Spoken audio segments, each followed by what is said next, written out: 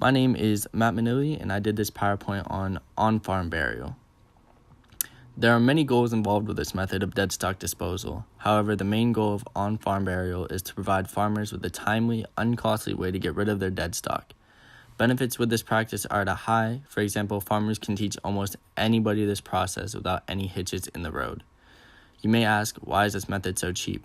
On-farm burial is cheap per se because farmers have virtually all of the tools needed to dig the proper holes in the ground for these animals.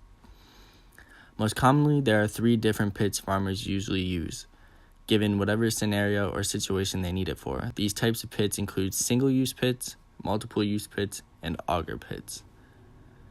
When do farmers use single-use pits? Well, the answer is in its name.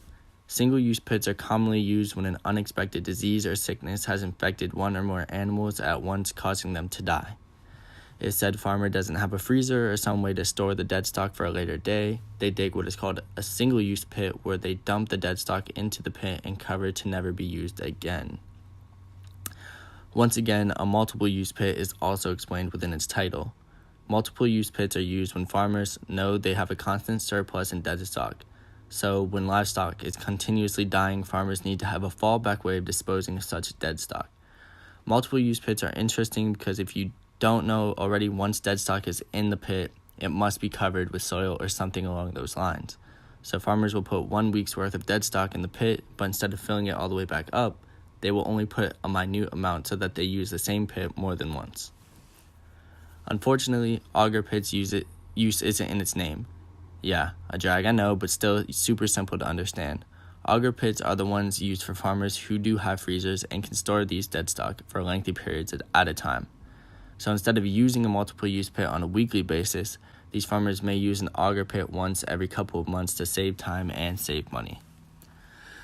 While researching on-farm burial, there appeared to be a lot of pros rather than cons. However, to perform an on-farm burial, there are many rules and regulations to be met when doing this method. For example, if a farmer wants to bury their dead stock and they are near a well or highway, there must be a certain amount of feet or meters from said well or highway before digging a pit and disposing of the dead stock.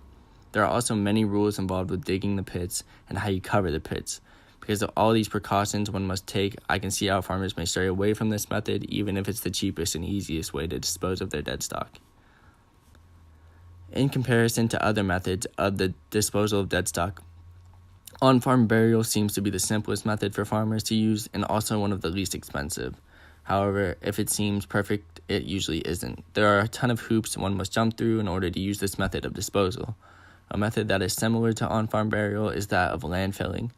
Landfilling is also an inexpensive way of disposing dead stock, but like the on-farm method, there are hoops you might have to jump through, for example, making sure there's a landfill close enough to you that would be logical to use.